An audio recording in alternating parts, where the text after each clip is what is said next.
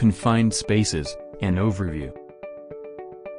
Confined spaces can be found in virtually any occupational setting.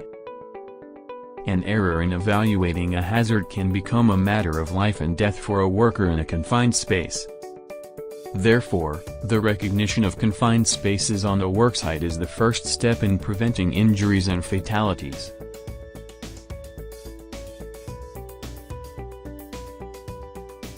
Confined spaces present special dangers for workers.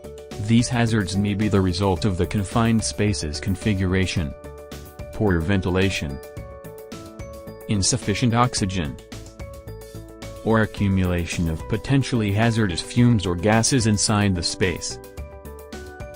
Working in a tight space can prevent a worker from keeping a safe distance from mechanical and electrical hazards in the confined space. Entrances and exits to confined spaces are usually narrow or otherwise restricted, meaning that workers may not be able to easily escape if there is an event like a flood or collapse. Furthermore, conditions inside the space may change quickly, sometimes prompted by the work activities themselves. A lack of communication between the authorized entrance inside the space and the safety attendant outside the space may lead to a delay in rescue operations, increasing the probability of injuries and fatalities.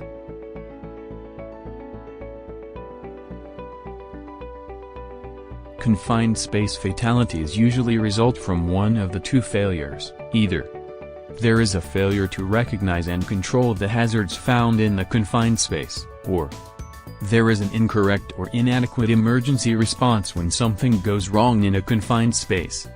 Of the fatalities that occur in confined spaces each year, 60% are comprised of would-be rescuers, people who rush into an emergency situation to try and rescue a fallen coworker.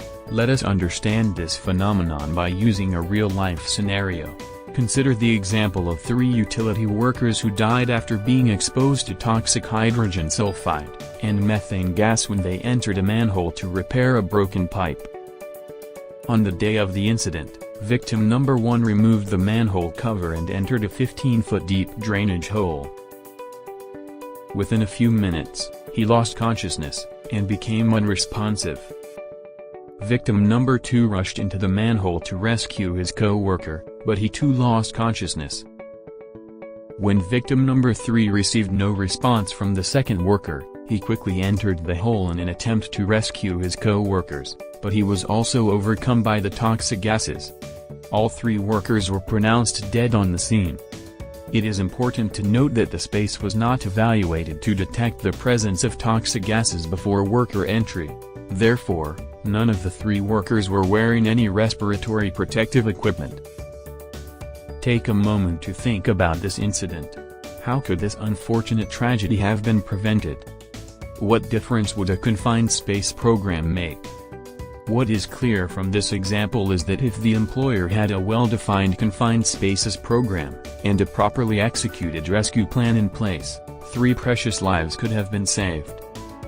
All 3 workers entering the space would have understood the significance of testing the air before entering a confined space, to detect the presence of toxic gases and vapors.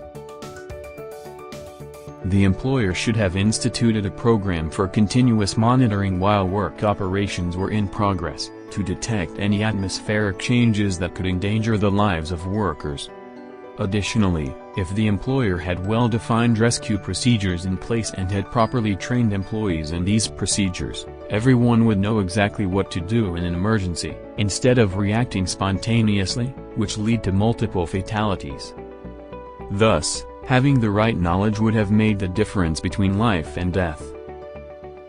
And that is why it is worth your valuable time to learn how to recognize a confined space when you see one.